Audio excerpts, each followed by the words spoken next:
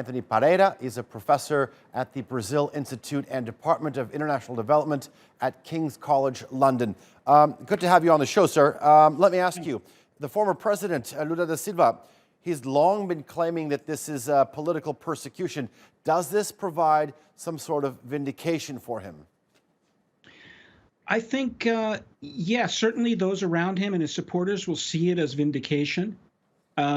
Technically, it's a decision about the jurisdiction of the trial that led to his conviction and led to him going to prison. It's not an acquittal. It's not a judgment on his guilt or innocence. But I think the fact that the Supreme Court not only decided that the jurisdiction was not proper, but that the judge, Sergio Moro, acted partially with bias in the case, I think reinforces that argument.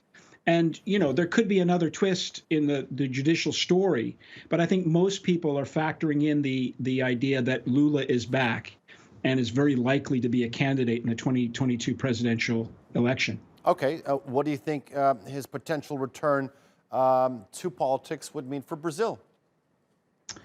Well, in some ways, I don't want to overstretch the analogy, but in some ways, we're back to where we were in 2018, not too dissimilar. Lula was the front runner at that point. Bolsonaro was lagging behind him. But there are two really important differences now. One, Lula's judicial problems are over, seem to be over, at least for now. He was in prison in 2018, and his lawyers were appealing it to try to allow him to run. Eventually, it was ruled that he couldn't run.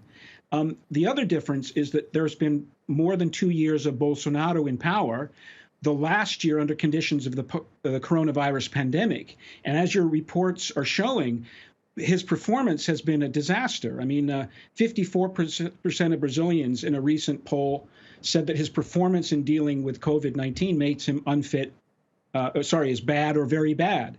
And that's been backed up by the Lowy Institute in Sydney. This is an independent institute that has rated Brazil at the bottom of 98 countries in dealing with the coronavirus pandemic. So both of those factors, both of these people have high negatives, but Lula, I think, has an edge given those two changes of fortune that have happened since 2018. Okay, you say 54% disapproval of how Bolsonaro has handled the crisis. If you translate that into an approval rating, that's not a very comfortable margin. I mean, if I'm Bolsonaro, how worried should I be? Well, publicly, Bolsonaro, he has an interesting discourse. He says that he doesn't think Lula should be president of Brazil again, but he also says he welcomes the contest. In some ways, he wants to have a Workers' Party candidate in the second round against him so that he can be everything that he claims, that he can use the Workers' Party as a foil. I think privately he might be more worried than that, though, because what Lula is doing, I think in his speech a couple weeks ago showed this. He's not running as a kind of hard leftist. He's talking about how as president he built big coalitions, that he talked to business people, that he talked to lots of different factions in Congress, and that he's making fairly common sense criticisms of the way the government has been handling the coronavirus pandemic. So if Lula stays true to form, if he stays the kind of politician he was when he was president from 2003 to 2010, he will try to build a broad coalition. And so in the center, people are talking about, well, this would be an election of two extremes. I'm not sure that's true. I think that Lula has more or less stayed the same as he always was. The question is, will the business community accept him?